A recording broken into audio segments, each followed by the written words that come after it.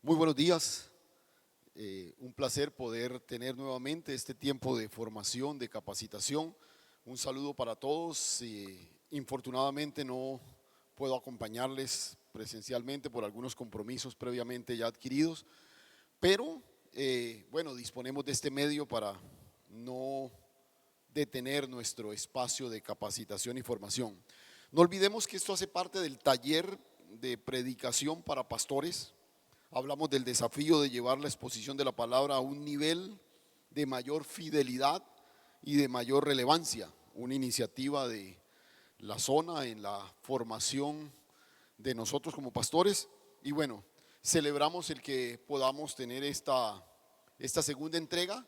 Y otra vez, no va a ser igual como cuando lo hacemos presencialmente, pero la idea es poder seguir avanzando y que en una próxima ocasión que nos encontremos podamos tener un espacio de preguntas y de retroalimentación. Entonces, sin más preámbulos, comencemos. En medio de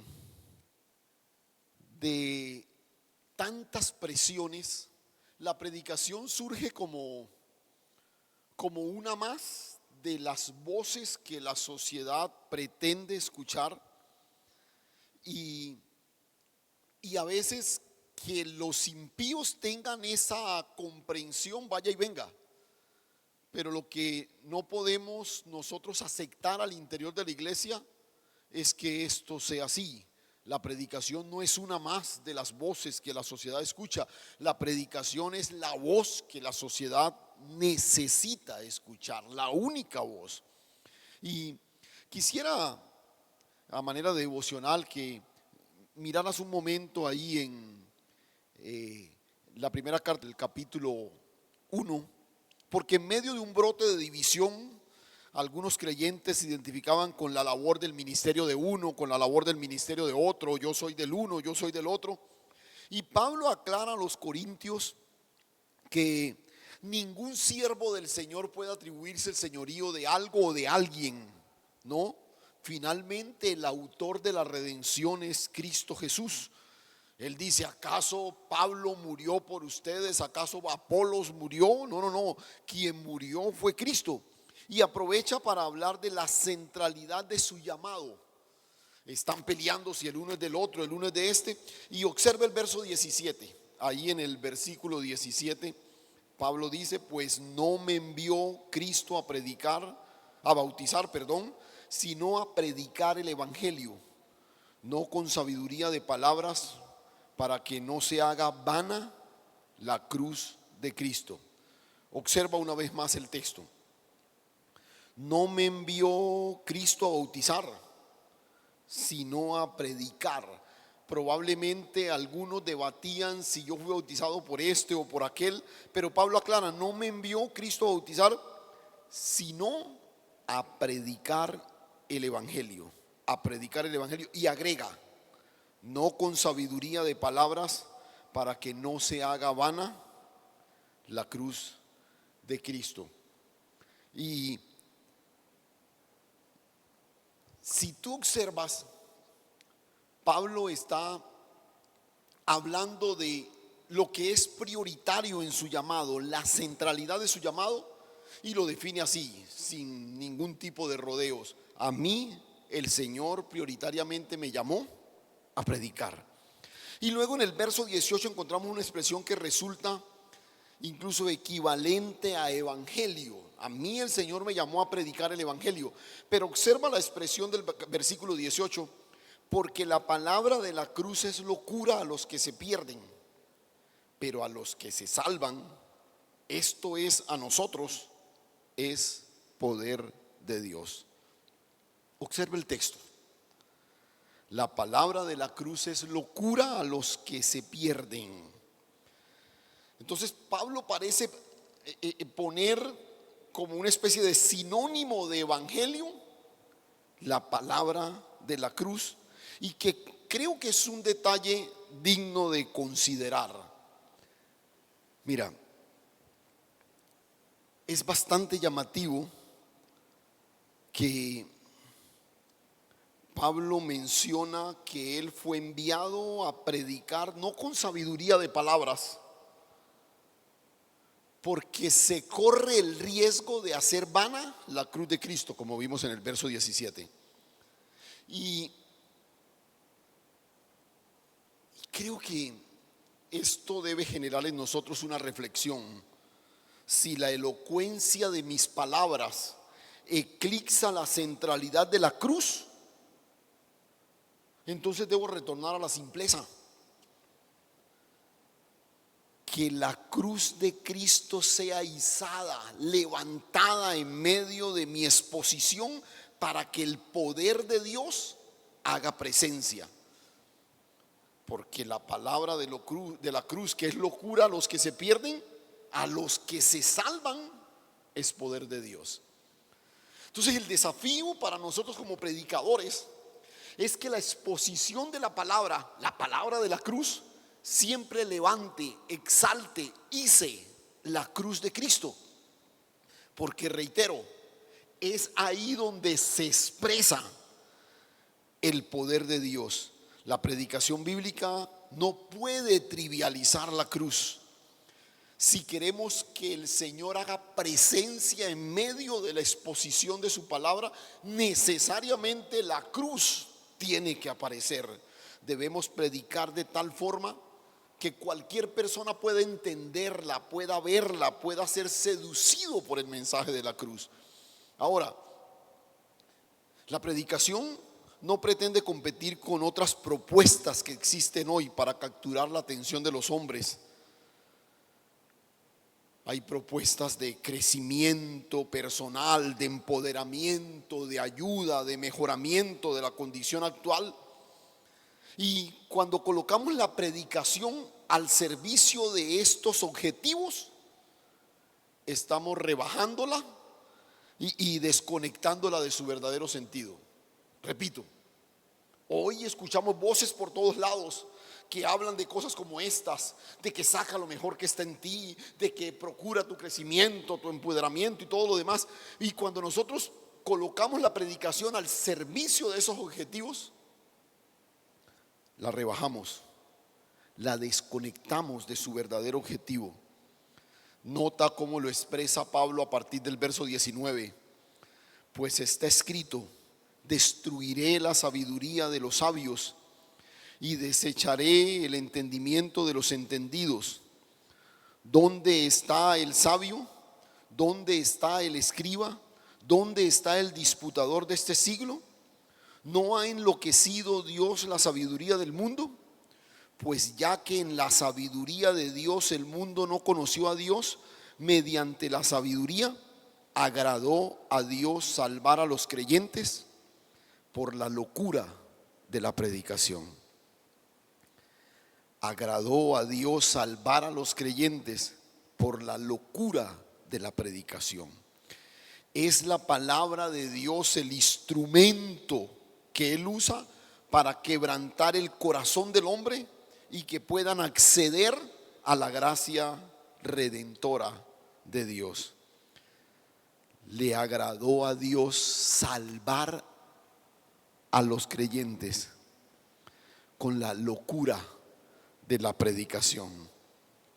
La otra seducción que tiene el predicador y que Pablo pone en evidencia es someter la predicación a la agenda y preferencia del auditorio, de la audiencia, de la gente, a las demandas de la sociedad.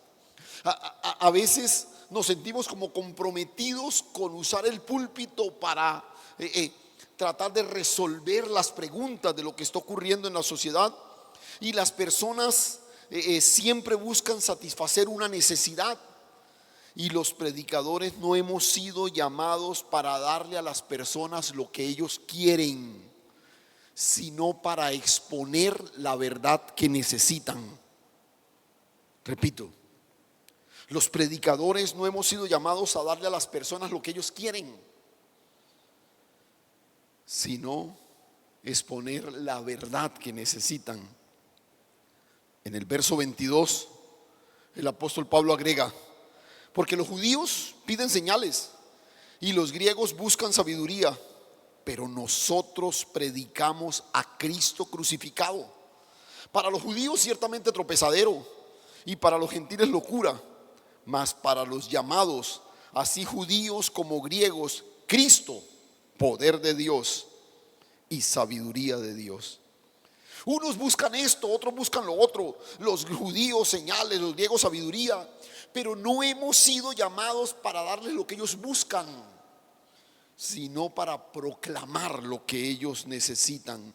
Los creyentes no saben con precisión lo que realmente necesitan, pero tú y yo sabemos que lo que ellos necesitan es a Cristo. No necesitan un buen consejo para salir de la situación que atraviesan. No necesitan un mensaje que les levante el ánimo en medio de sus desaciertos. No necesitan los tics de oro para que puedan ser prósperos y victoriosos. Necesitan a Cristo. A Cristo. Que la predicación esté revestida del poder de Dios. Y eso solo es posible cuando lo que exponemos es el mensaje de la cruz. Cuando levantamos el nombre que es sobre todo nombre. Y cuando nos mantenemos fieles a la asignación primera de nuestro llamado, que es predicar a Cristo. Oremos. Padre, gracias. Gracias, Señor. Gracias por la oportunidad que nos das como pastores de reflexionar sobre el llamado que nos has hecho,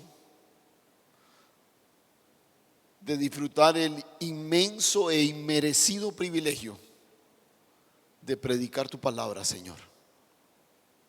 Ayúdanos, que como Pablo nos advierte aquí a través de este primer capítulo a su carta a los Corintios,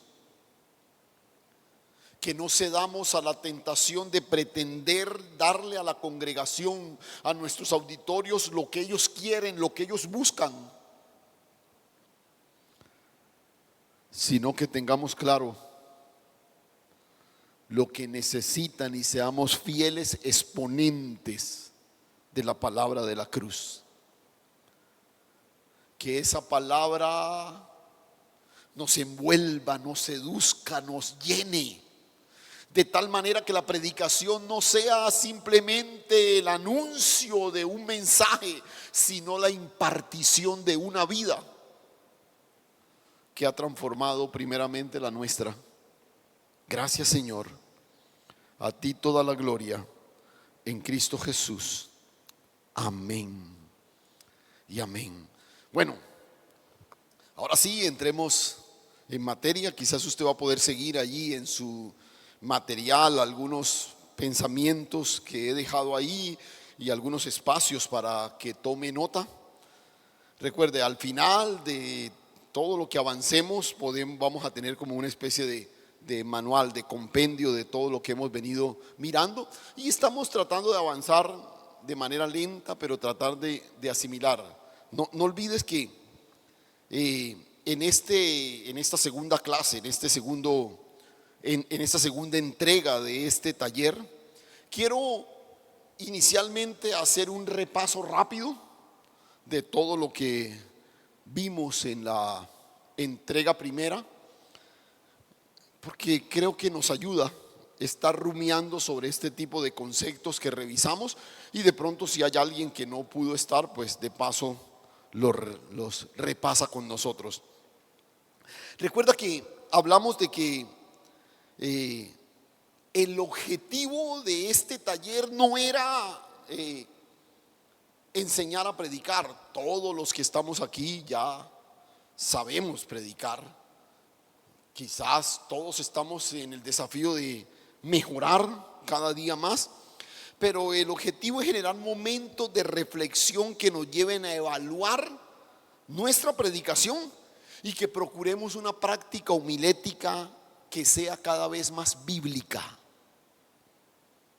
Ojalá más organizada, ojalá más elocuente, ojalá más clara, pero sobre todo más bíblica. Que podamos ser predicadores cada vez más fieles, así como lo Menciona Pablo allí en 1 Corintios 4. Así pues, téngannos los hombres como servidores de Dios y administradores de los misterios de Dios. Ahora bien, se requiere de los administradores que cada uno sea hallado fiel.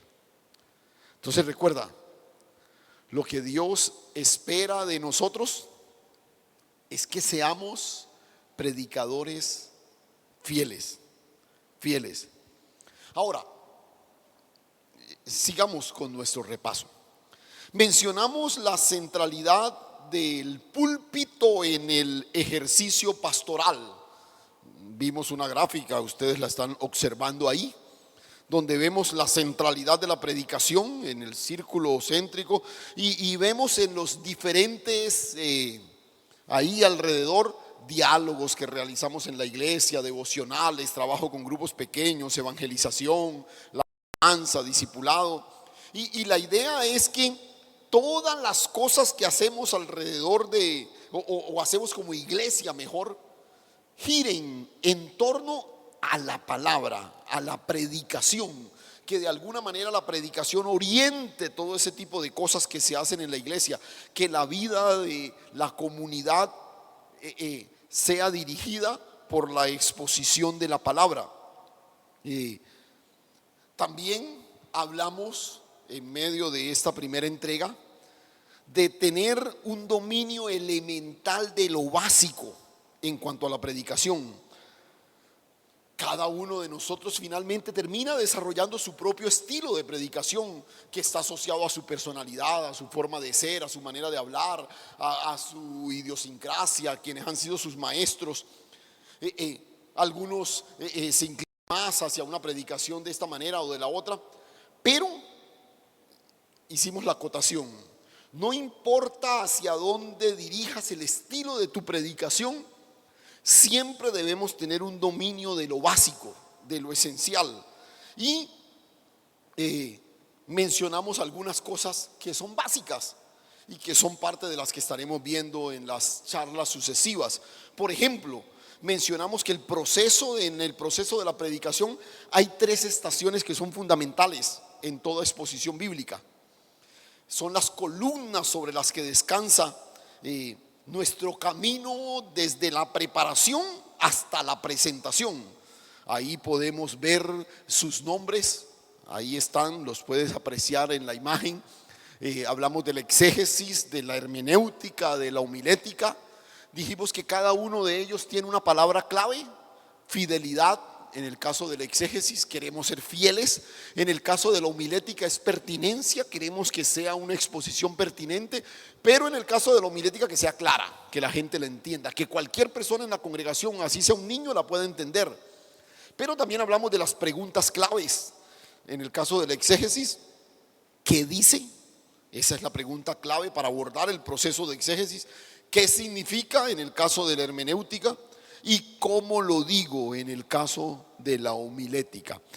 Esas 3 columnas son clave, fundamentales. Otra vez, el objetivo, y les confieso, desde la dimensión académica de este taller, lo que yo anhelo es que de alguna u otra forma podamos incorporar este proceso casi que de manera mecánica en lo que hacemos al momento de predicar.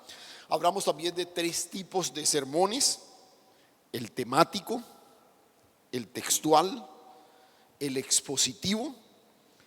Hablamos del temático como un tópico o un tema en particular, el textual, el que se reduce a un versículo únicamente o una porción muy corta, y el expositivo, el que pretende tomar un pasaje e ir texto por texto explicando todo lo que la escritura menciona.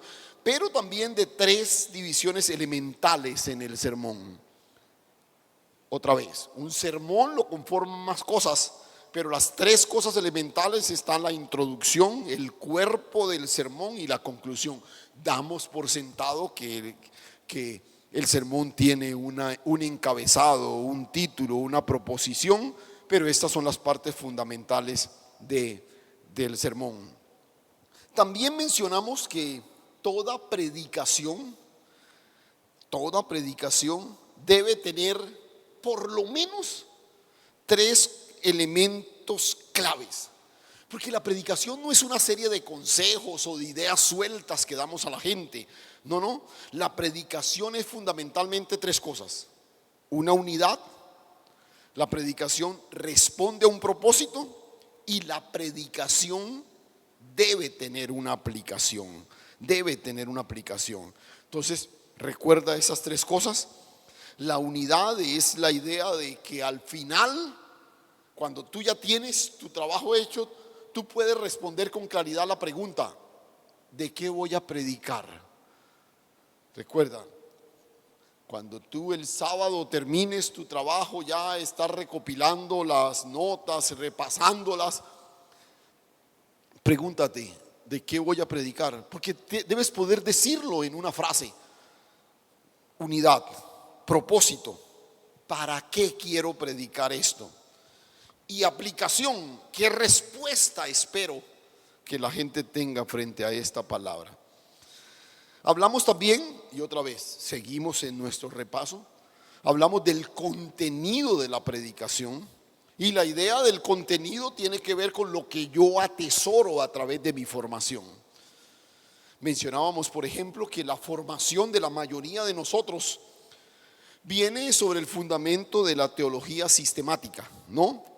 Abordamos la Biblia a través de las principales doctrinas y ahí ustedes pueden ver en el cuadro mencionadas algunas de ellas y resulta mucho más fácil abordar la escritura desde la teología sistemática, pero también conlleva un pequeño peligro, ¿no?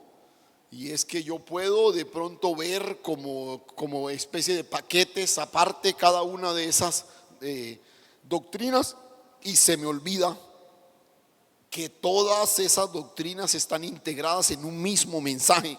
Por eso la importancia de articular una teología bíblica. Y aquí estamos hablando de tener una visión general del mensaje de la Escritura, que incluya todos estos tópicos que hemos visto de la teología sistemática, que podamos recorrer desde el Antiguo Testamento, el Nuevo, entendiendo exactamente el desarrollo de la revelación en todo este proceso. Y en este sentido hicimos también una propuesta para la articulación de una teología bíblica. Mencionamos, por ejemplo, que lo primero que debemos tener en cuenta es el punto de partida, ¿no?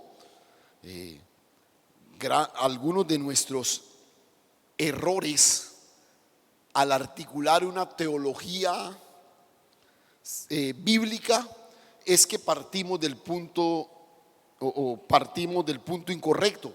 Como ustedes pueden ver ahí en la imagen, tenemos demarcado la creación, la caída, la redención, el propósito.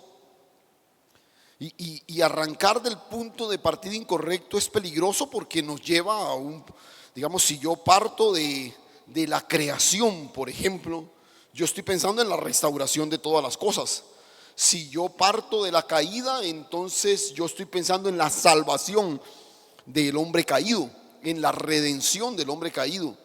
Por eso, cuando yo articulo una teología bíblica, debo partir de Dios y poder apreciar la manifestación de su propósito. Entonces vemos la redención, vemos la restauración, vemos la cruz, pero en función del propósito, que en últimas apunta a algo en particular. Escuche, su propósito es reunir todas las cosas en Cristo Jesús. Todas las cosas en Cristo Jesús, como él lo menciona ahí en Efesios, dice, en Romanos 11:36, porque en Él, por Él y para Él son todas las cosas.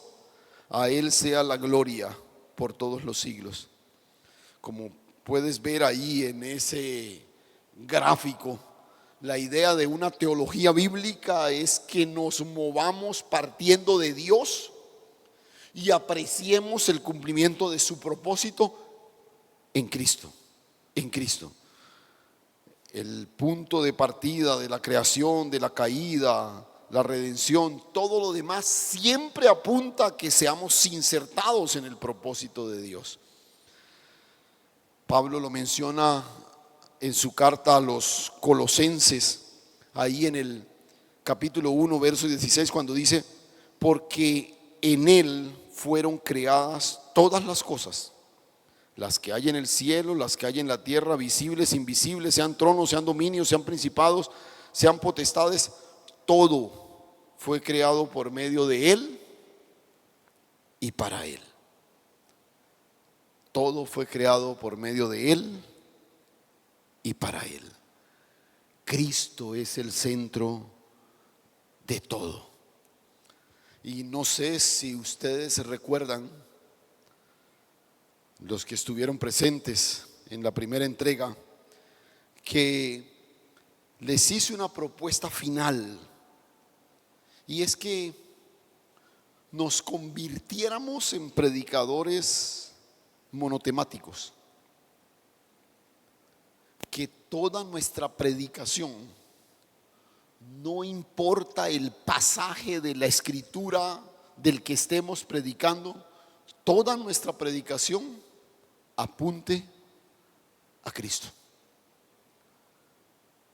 Porque el Padre se ha propuesto reunir todas las cosas en Cristo Jesús. Y yo espero que ese llamado haya calado en algo en nuestro corazón y sigamos en ese desafío permanente. Bien, hasta aquí el resumen de todo lo que vimos en la entrega anterior. Hoy vamos a avanzar un poco, no tanto quizás con la expectativa, porque hay varias cosas que quisiera hacer en esta etapa primera, pero me gustaría plantear algunas preguntas, generar algunos diálogos. Entonces vamos a avanzar sencillamente en algunos conceptos, y con la ayuda del Señor en la próxima entrega ya tocaremos algunas cosas mucho más prácticas en ese sentido. A ver, la tarea del predicador hoy tiene múltiples desafíos. Estamos llamados, como lo vimos en el devocional allí en Primera de Corintios, estamos llamados a proclamar el evangelio en medio de una sociedad que está bombardeada de miles de voces que se levantan con propuestas para la felicidad, la prosperidad, la estabilidad, para ayudarte a ser mejor persona, para que puedas superar tus cuadros depresivos, tus temores, tus limitaciones, para que aprendas a sacar lo mejor que está en ti, para que te conviertas en una mejor versión de ti mismo. Esas son propuestas que escuchamos allá afuera todos los días.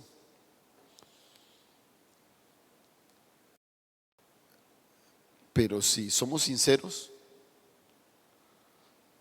son los mismos temas, las mismas propuestas, las mismas voces que se están escuchando desde nuestros púlpitos.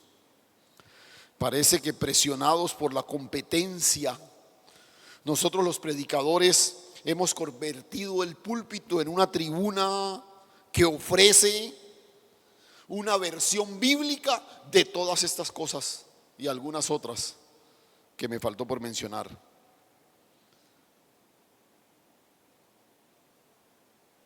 Y escúchame lo que te voy a decir, y lo voy a decir con temor y temblor, pero esta es una degradación del evangelio.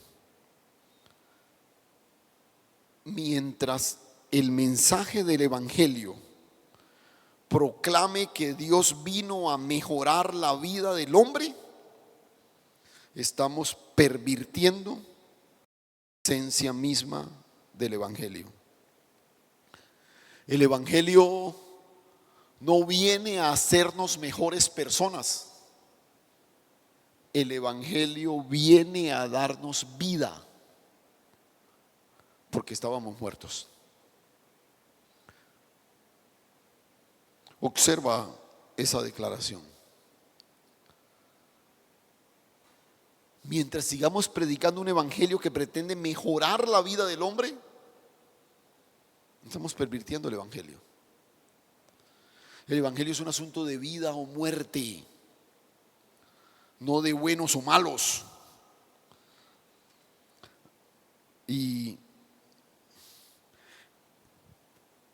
pienso que, repito, quizás presionados por la competencia de las voces que escuchamos todo el tiempo, los influencers, los motivadores, todo este tipo de cosas, mensajes como esos han llenado los púlpitos, apartándonos de la esencia misma del evangelio. Y quiero invitarte a mirar algunos desafíos que enfrentamos los predicadores. Son muchos frente a estas demandas, frente a estas presiones. Pero quiero mencionar tres que recientemente escuché en una lista larga de algunos de ellos. Y son algunas de esas corrientes con las que todo el tiempo de alguna forma tenemos que enfrentar como predicadores, entendiendo que no somos una propuesta más, somos la única propuesta del cielo para esta generación. Entonces, una de esas corrientes es el posmodernismo. Y básicamente lo que vemos aquí es que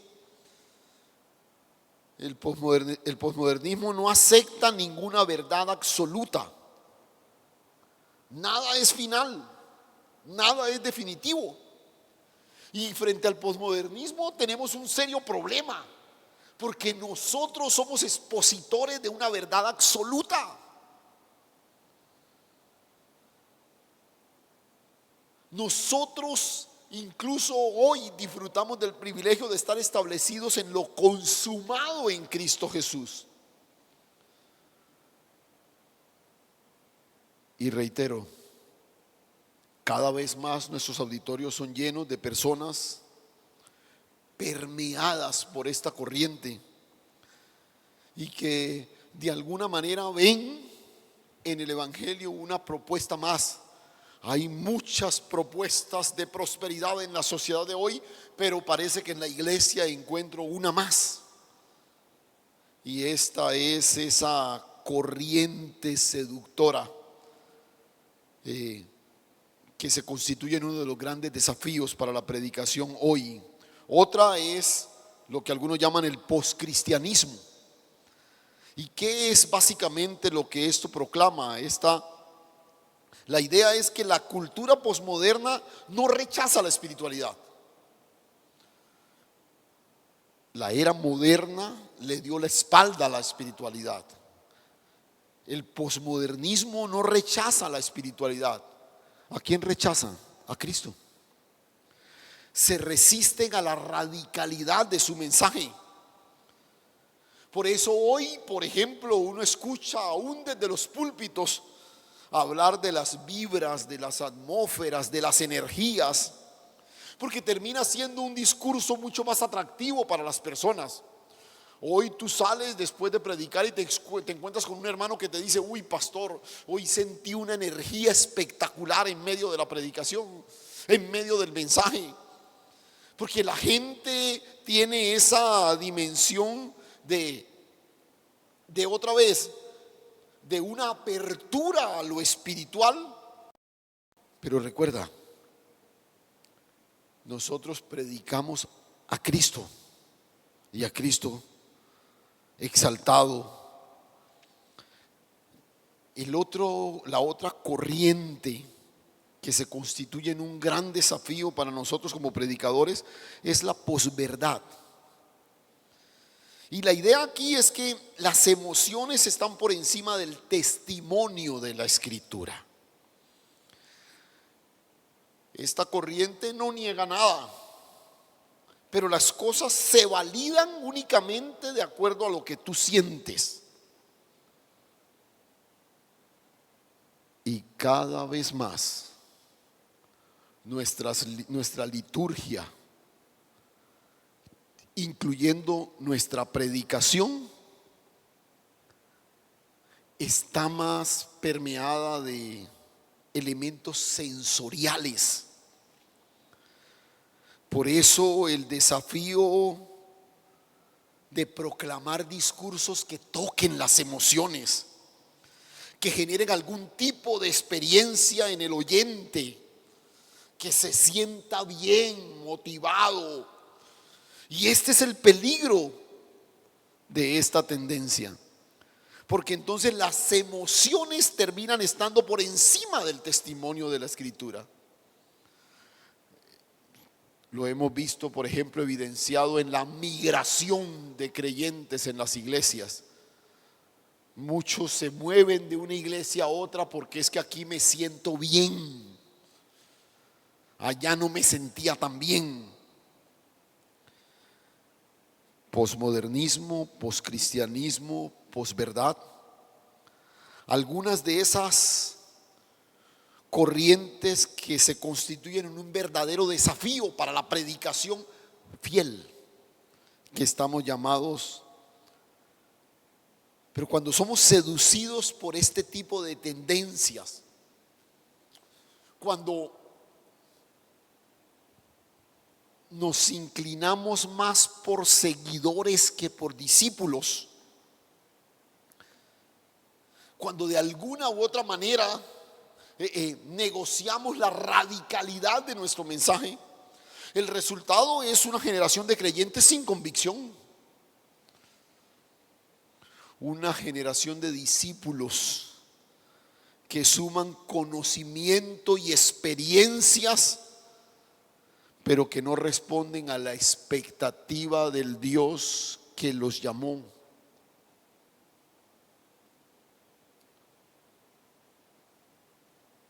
Y bueno, este es otro tema quizás para desarrollar en otro momento con un poco más de profundidad. Pero muchas veces el diseño de nuestros discipulados, aún la naturaleza discipuladora de la predicación, solo apunta a la acumulación de conocimientos. Se constituye en la instrucción de cómo vivir en la nueva comunidad a la que perteneces. Pero cuando uno mira al Señor, Él dice: si alguno quiere ser mi discípulo, niéguese a sí mismo, tome su cruz y sígame.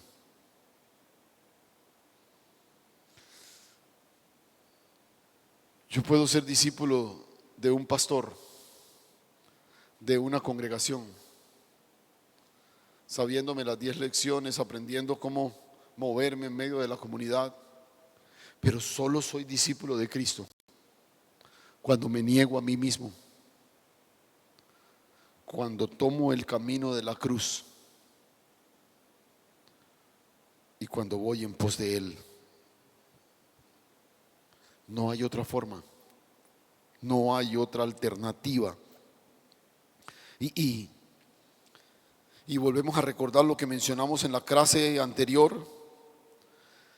El futuro de la predicación no está en las tendencias virales. Hoy la preocupación de los predicadores parece ser qué tan virales podemos ser en la exposición, en la presentación de una palabra. El futuro de la predicación está en mantenernos fieles a aquel que nos llamó. Ese es lo que garantiza la relevancia de la predicación en medio de nosotros. Ahora, el desafío de la fidelidad hace que con el paso del tiempo el trabajo se haga cada vez más difícil. Porque otra vez, hoy en día hay muchas alternativas para que el ejercicio de preparar una predicación se resuma a unos cuantos minutos. Creo que alcancé a mencionarles algo en la clase pasada de lo asustador que son todas esas promociones desde las aplicaciones de inteligencia espiritual que te ofrecen un sermón estructurado en 3 minutos, que puedes proponer el tema o el texto, pero repito, cuando optamos por el camino de la fidelidad, la presión crece y el trabajo se hace cada vez más complejo. Pero las convicciones tienen que ser inamovibles. Debemos mantenernos anclados a una visión clara del sagrado llamado de la predicación que el Señor nos ha hecho. Una visión pragmática del ministerio siempre terminará afectando la predicación. Cuando nuestro ministerio está presionado por los resultados, el desafío de un discurso cada vez más llamativo, el anhelo de conseguir más seguidores, todo esto finalmente terminará atentando contra la fidelidad del mensaje. Y cuando la presión más grande que tiene el predicador es mantener o aumentar las cifras de su asistencia al auditorio, cualquier alternativa que le permita lograrlo será bastante seductora para el predicador. Porque y aquí creo que todos estamos de acuerdo con eso, una de las grandes presiones que sentimos como predicadores, como pastores, es mantener y ojalá acrecentar el número de quienes asisten a nuestros auditorios. Por eso cualquier propuesta que nos garantice que eso va a ocurrir termina siendo muy seductora. Y yo quiero presentarte una propuesta en esta mañana. Y no es una propuesta que va a garantizar eso que te acabé de mencionar. No es la propuesta que va a garantizar que los auditorios se van a llenar, pero sí es una propuesta que va a garantizar que vamos a mantenernos fieles. Y es la propuesta de la predicación expositiva. La predicación expositiva. Y vimos allá en los 3 grandes modelos de predicación que este es uno de ellos. Yo quisiera incluso invitarte a que consideres la predicación expositiva como el único modelo de predicación.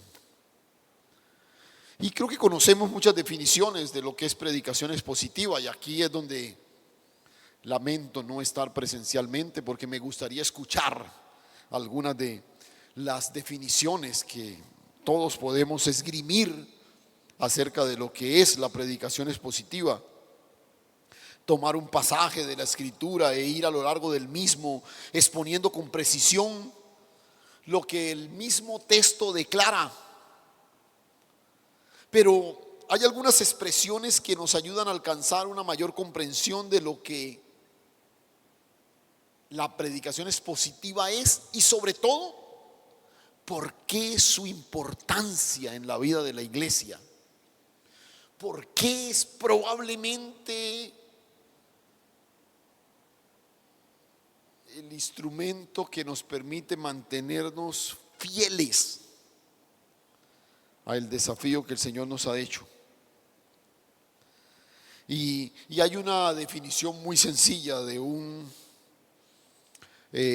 predicador inglés, y me llama la atención. Charles Simeons fue su nombre, un hombre que formó predicadores, muy celoso por la predicación, Y él lo resume de una manera muy sencilla. Dice: mi esfuerzo consiste en sacar de las escrituras lo que está ahí y no meter lo que pienso que podría estar ahí.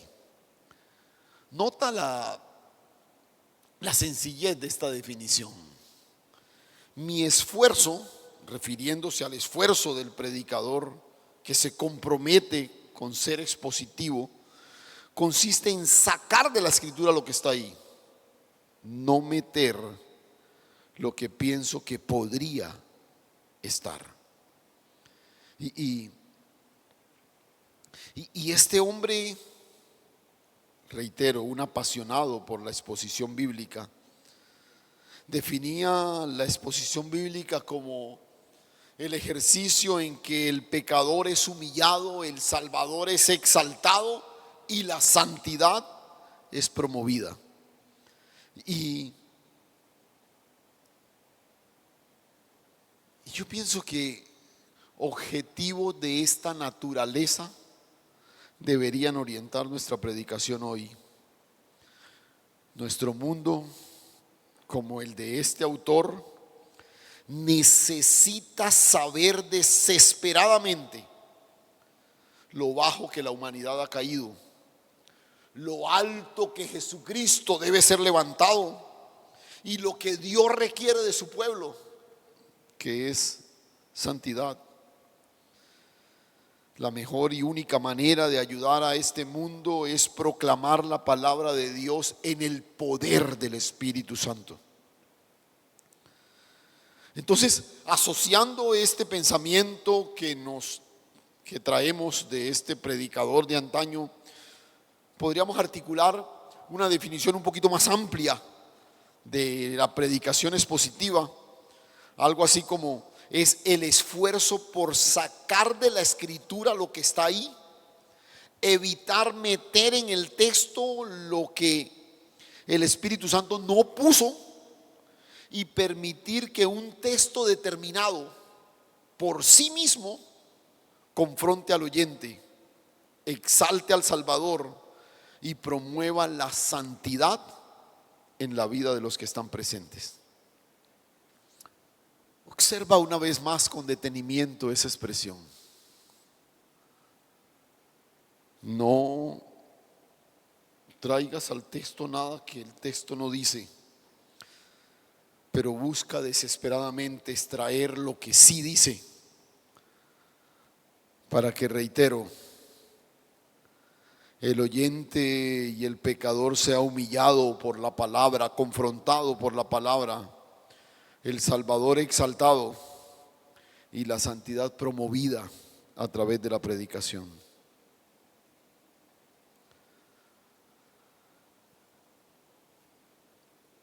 Creo que, son muchos los autores que hablan de la predicación expositiva como la única predicación auténticamente bíblica. Y yo creo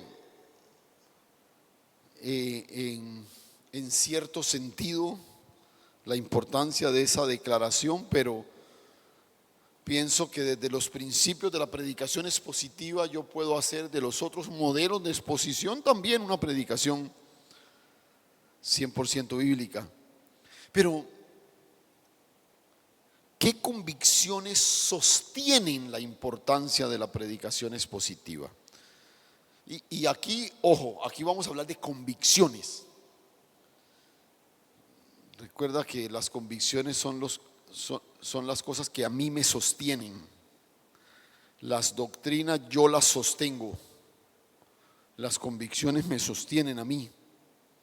¿Qué convicciones nos permiten apreciar la importancia de la predicación expositiva?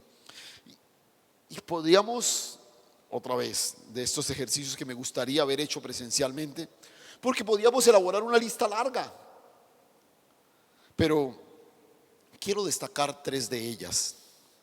La primera es que Dios sigue hablando desde la palabra que ha hablado. Dios sigue hablando desde la palabra que ha hablado.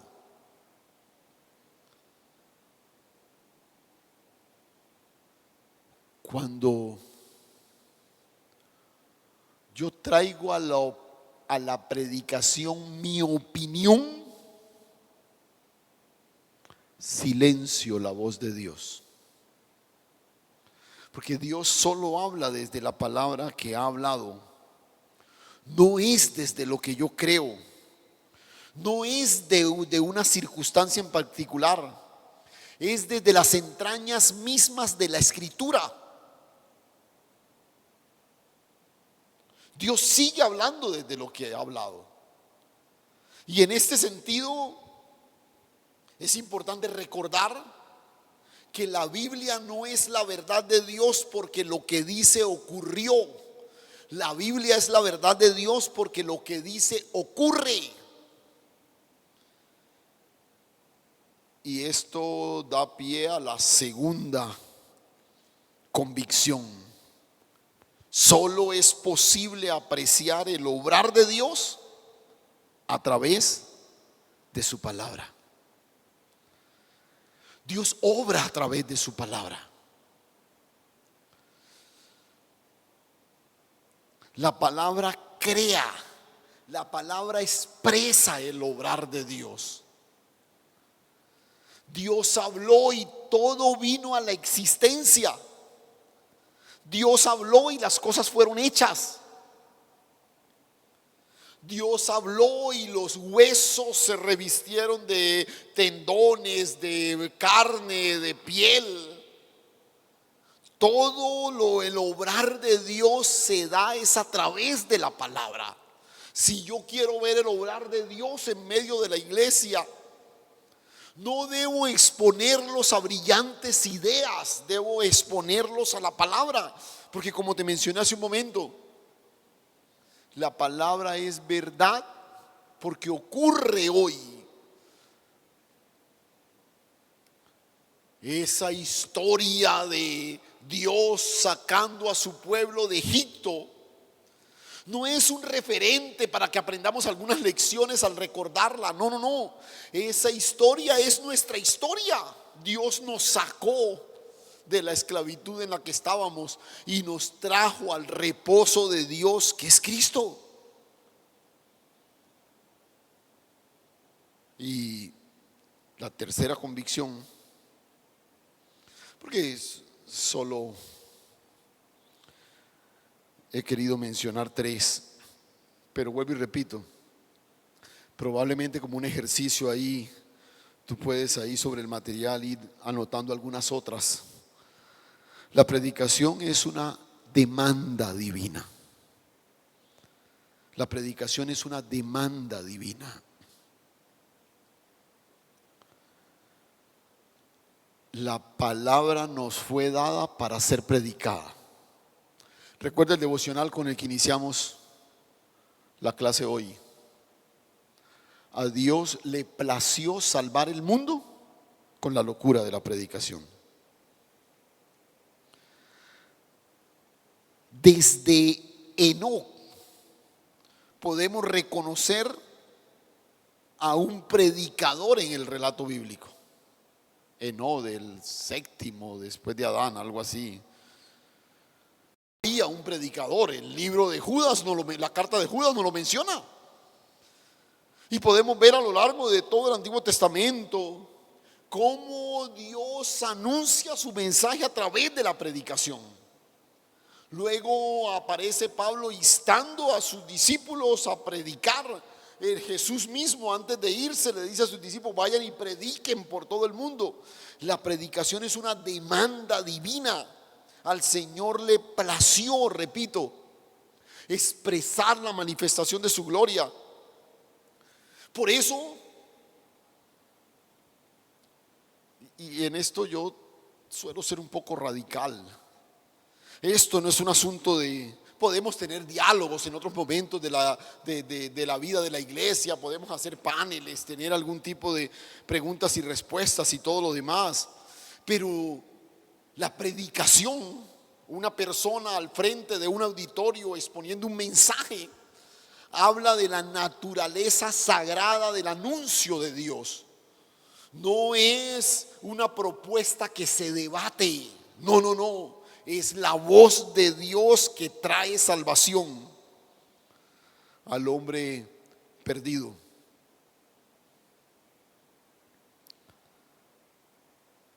Tres convicciones. Recuérdalas. Dios sigue hablando desde lo que ha hablado. Dios obra a través de su palabra. Y la predicación es una demanda. Ahora es válido, cerrando este capítulo de las convicciones, es válido aclarar que cuando hablamos de la palabra hoy, hablamos de Cristo.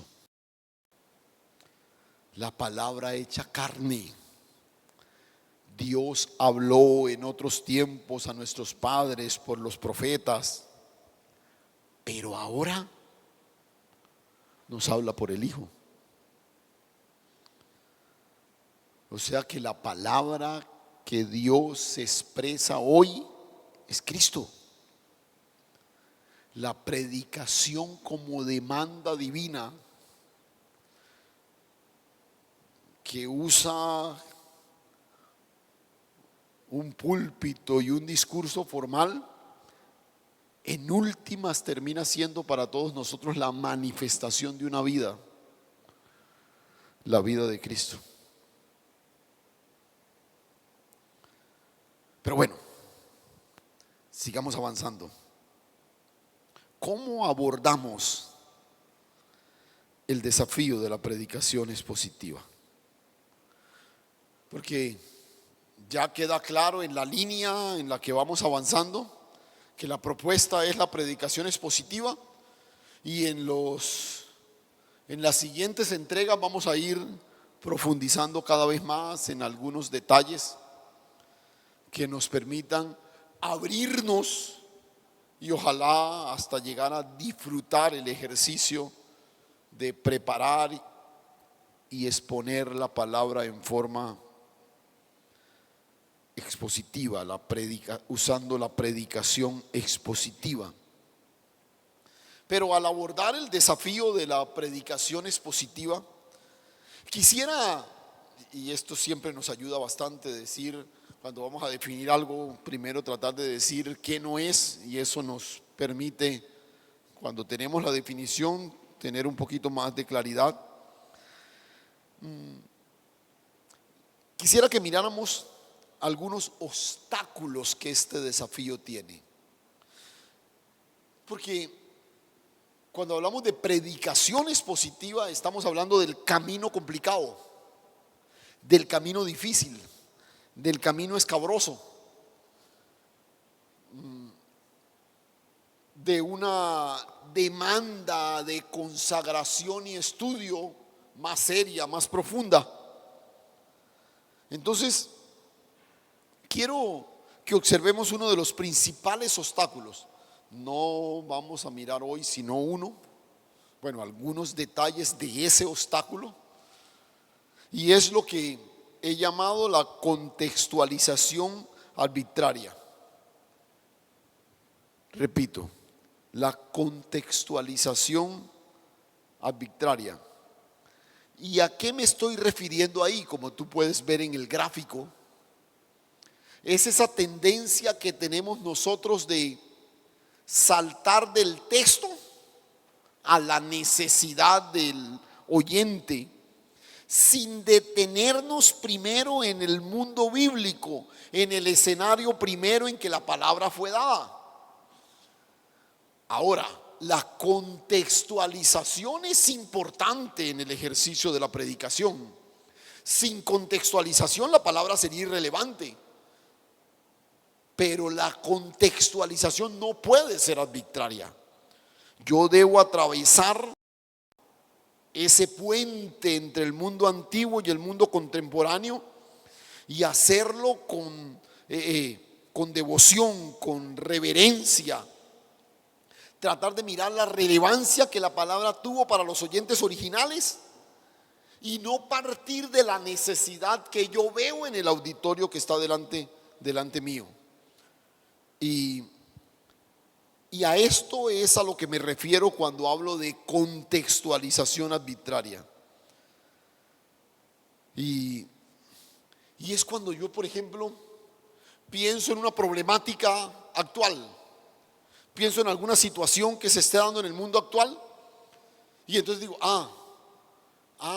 tal texto menciona eso, tiene que ver con algo de eso, y entonces voy al texto a buscar eso que creo que el texto dice de la necesidad que quiero suplir, y me salto todo ese proceso que tiene que ver con acercarme fielmente al mensaje de la palabra. Y eso es muy parecido a cuando vimos el desafío de la teología bíblica. Porque si tú comprometes el punto de partida, termina siendo muy peligroso en la dinámica de la exposición, en la dinámica de la predicación. Porque si tú ves en el ejemplo que te acabé de poner, yo veo una situación que está ocurriendo y digo, yo quiero predicar de eso a la iglesia. Es que eso es lo que todo el mundo está escuchando ahora. Yo quiero decir a la iglesia algo con relación a eso. ¿Qué texto? ¿Qué texto? Ya. Y vas al texto. ¿Qué es lo que está ocurriendo ahí? En el fondo es el contexto actual el que está controlando la palabra. Y el proceso debe ser al contrario. Debe ser la palabra la que trae una propuesta para el contexto actual. Entonces, cuando yo cambio el punto de partida, estoy comprometiendo en esencia la fidelidad del mensaje. Y esto a veces se da de manera sutil e imperceptible. Caemos en ese tipo de cosas sin darnos cuenta, e infortunadamente con más frecuencia de la que quisiéramos. Esta contextualización arbitraria altera el corazón de la predicación, lo daña, lo afecta, y particularmente en tres áreas claves, y las vamos a mencionar rápidamente. Una de ellas es nuestro acercamiento a la palabra. Nuestro acercamiento a la palabra. Entonces, la contextualización arbitraria afecta la manera como estudio la palabra, como preparo mi sermón. El predicador se preocupa por el mundo, por la noticia, por el tema de moda, de todo aquello que se está hablando en lugar de la palabra de Dios. Entonces, la predicación no es controlada por la realidad del texto.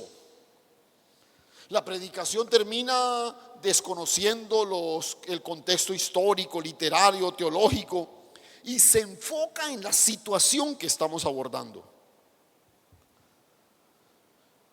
Por ejemplo, voy a tratar de ilustrarte un poquito esto.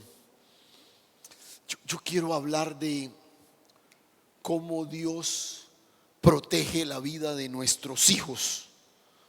Y entonces me pongo a pensar cómo Dios protege la vida de Moisés. Claro, Moisés fue un niño protegido por el Señor y todo lo demás. Y me voy al texto y veo cómo efectivamente Dios protegió la vida de Moisés, lo libró a pesar de la sentencia de muerte que había sobre él. Y de ahí pues se pueden desprender una cantidad de cosas, ¿sí? Este fue un chico que aún en medio de las aguas disfrutó de la protección de Dios. Dios extendió su manto de protección sobre él. E incluso puedo desde ahí diseñar una estrategia para los padres de cómo actuar para disfrutar de la protección de Dios y todo lo demás y esto. Pero sería válido preguntarnos, ¿y qué pasó con los otros niños que murieron por razón del decreto de Faraón,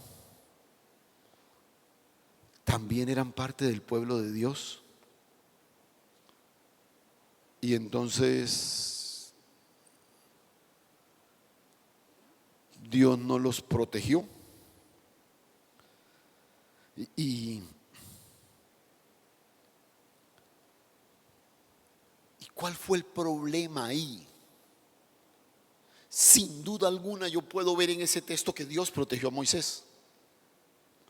Pero el tema en ese pasaje no es la protección de Dios.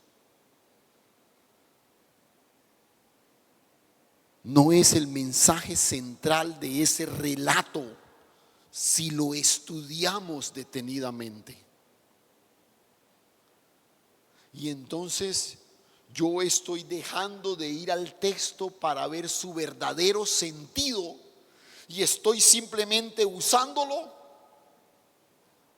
para presentar una propuesta de lo que yo quiero decir. Y recuerda lo que te dije, es mi propuesta, es la necesidad de la congregación la que finalmente terminó sobreponiéndose al mensaje que el texto. De manera arbitraria saqué del texto lo que yo quería decir y no estudié a profundidad lo que ese pasaje dice, lo que representó para los oyentes originales, lo que realmente era el propósito de Dios a través de esa historia. A eso me refiero cuando hablamos de nuestro acercamiento. Yo necesito ir a la palabra para que ella me hable, no para decirle lo que yo quiero que ella exprese. El segundo elemento es el carácter sagrado del púlpito. Recuerda, estamos hablando de áreas claves en el que se da o áreas claves que son afectadas por la contextualización arbitraria. Cambiar el uso del púlpito al momento de hacer una contextualización arbitraria, buscar la palabra para apoyar nuestros planes y nuestros propósitos en lugar de ser fieles a los planes y los propósitos de Dios.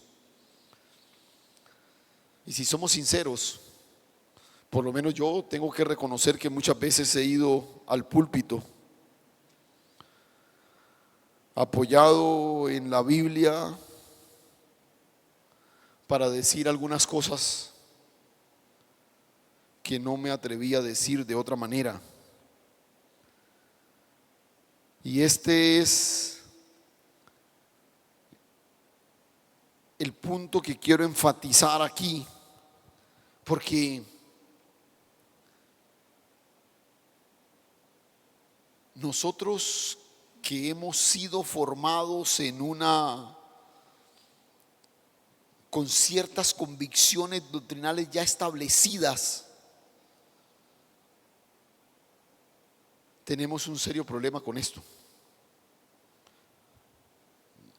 Nosotros tenemos nuestra visión sobre la escatología, sobre la soteriología, sobre la neumatología, la doctrina del espíritu. Como cuadrangulares hemos sido formados en esas doctrinas alrededor de esas áreas. Entonces, cuando vamos a la escritura, no vamos con la disposición de recibir de parte de Dios lo que la palabra dice, sino tratar de encontrar en la palabra lo que respalda lo que yo creo.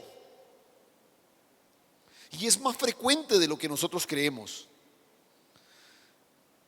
Y al acercarnos al texto, solo terminamos reconociendo aquellas cosas que apoyan nuestra postura.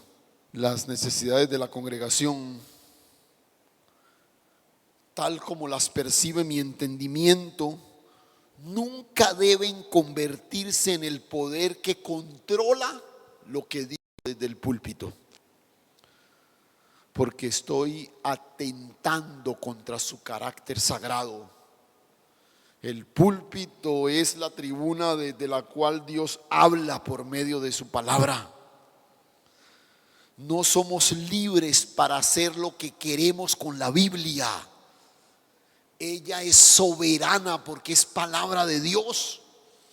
Y nuestro papel como predicadores y maestros de la palabra es ponernos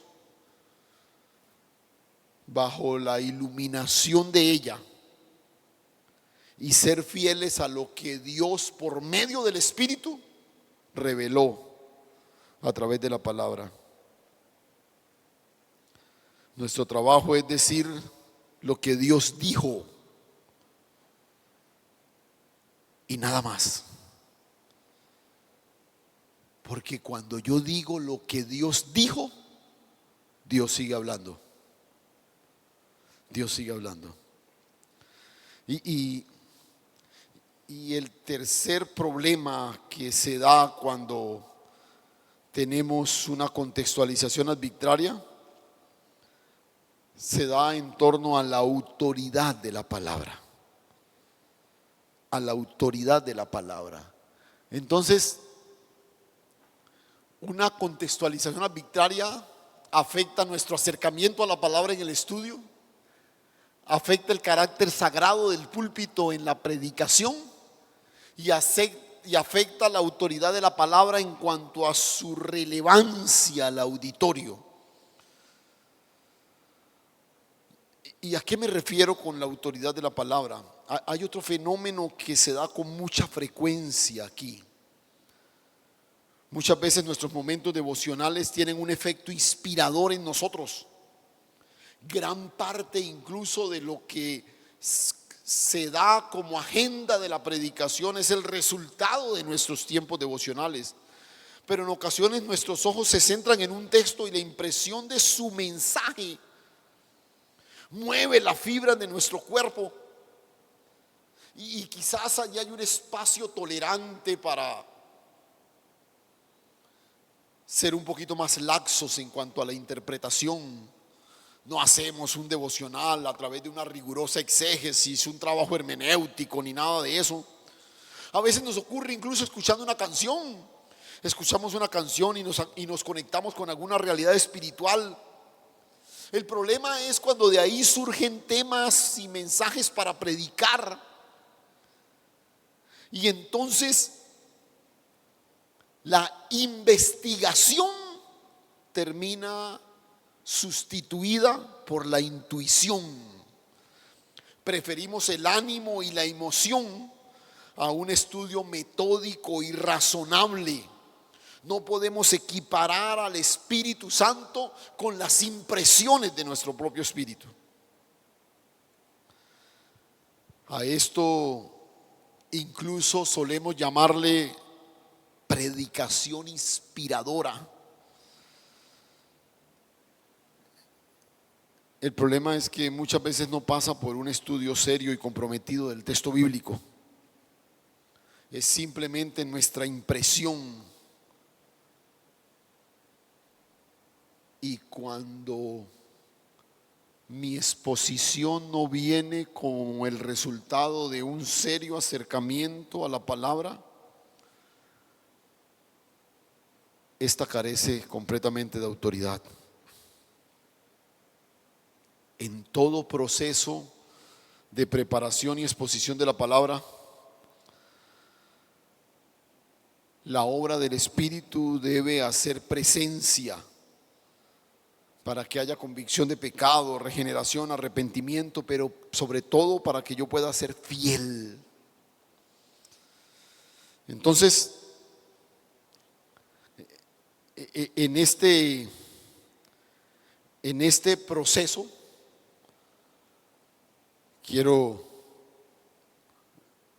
tienes ahí la imagen de estas tres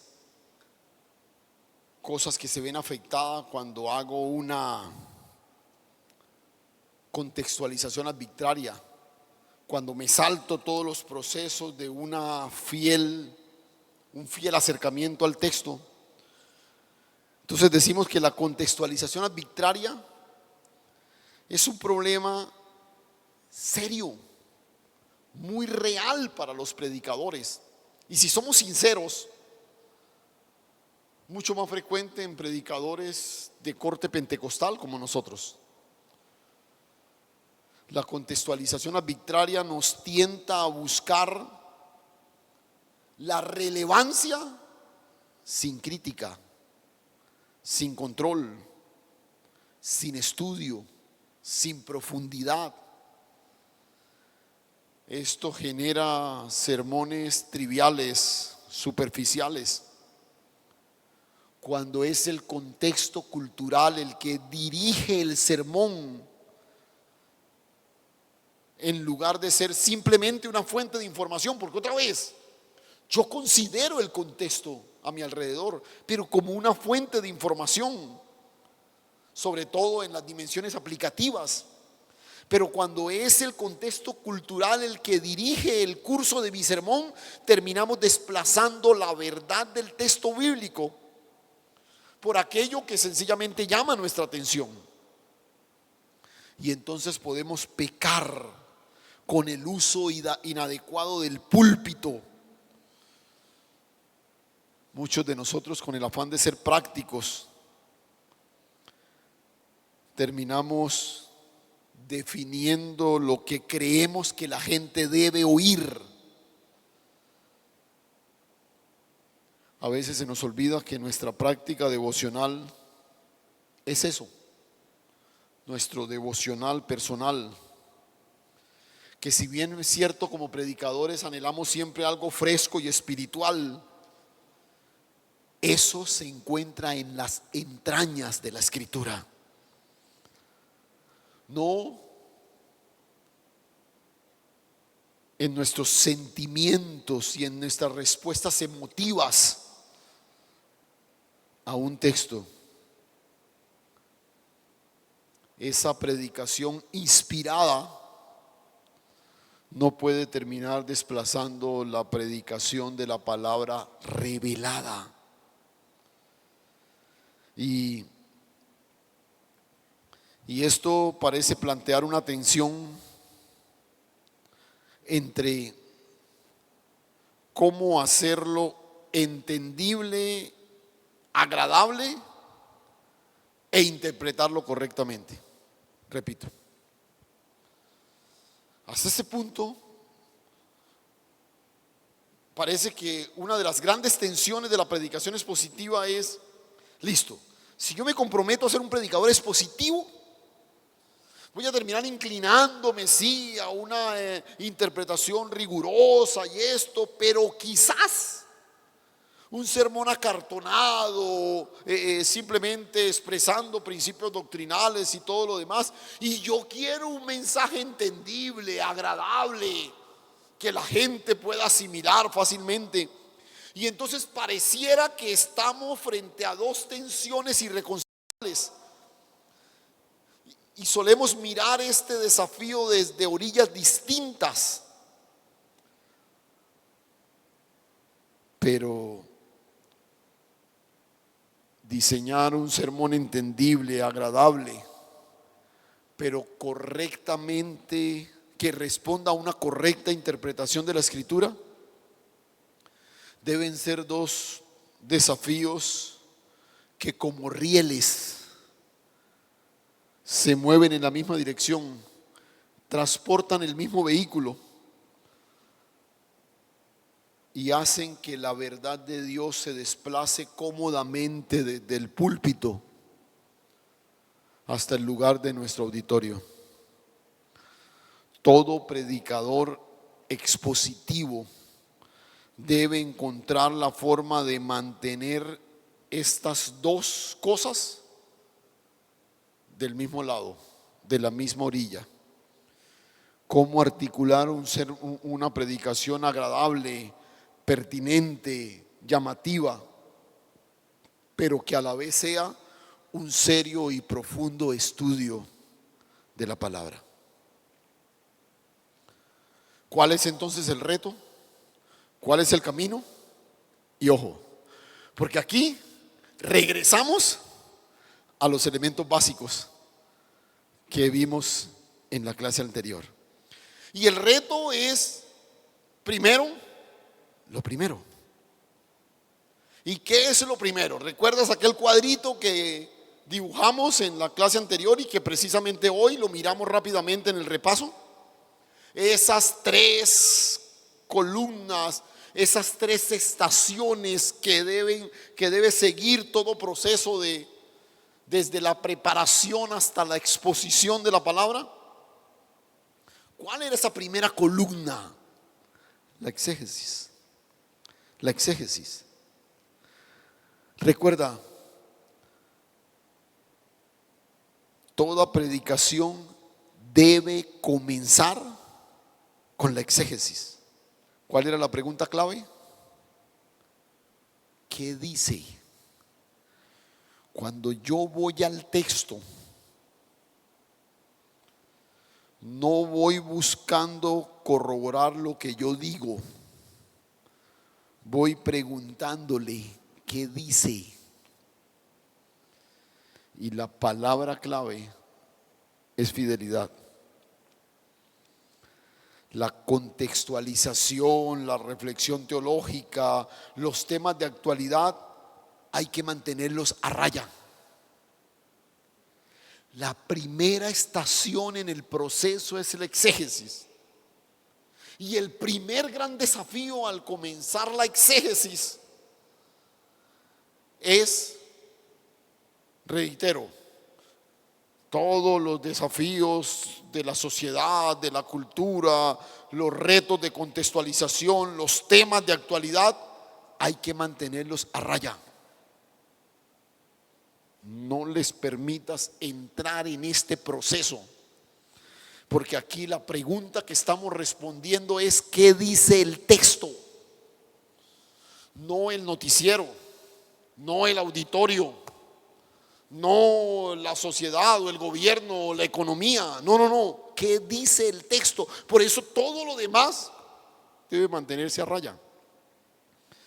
Y con esto quiero enfatizar que un predicador fiel inicia un proceso de preparación del sermón prestando atención a la audiencia original del texto bíblico y al propósito por el cual este texto llegó a sus oyentes primeros.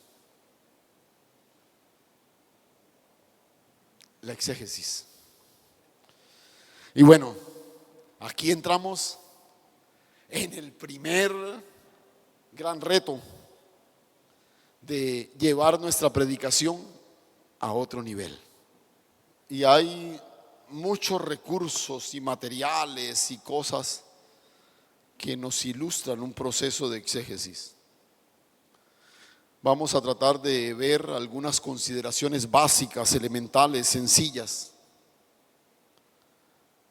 pero será en una próxima entrega. Gracias por su atención.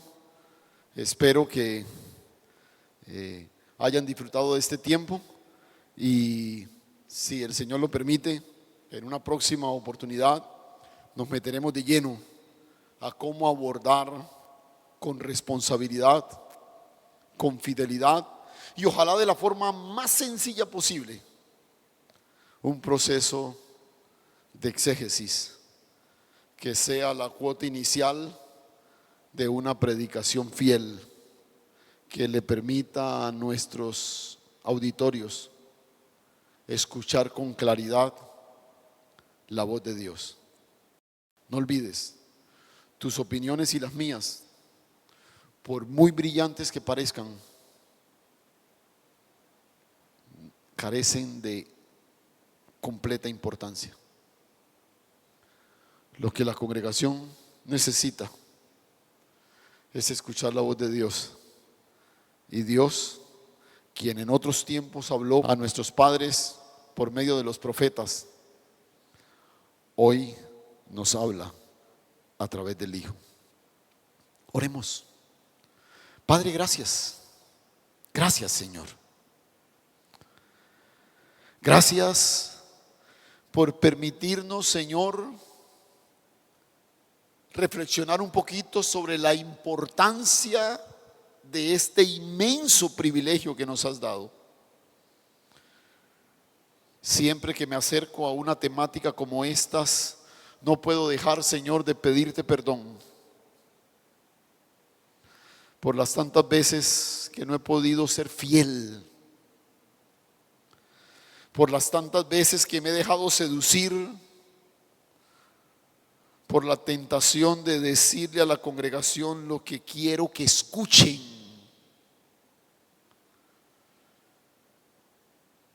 Y he atentado contra el carácter santo del púlpito. La tribuna donde solo se escucha la voz de Dios. Ayúdanos, Señor. Ayúdanos a ser predicadores cada vez más fieles y que puedas seguir hablando a esta generación a través de nosotros, tus siervos, Señor. Gracias. A ti toda la gloria en Cristo Jesús. Amén. Un abrazo, mis hermanos. Bendiciones para todos. Gracia y paz.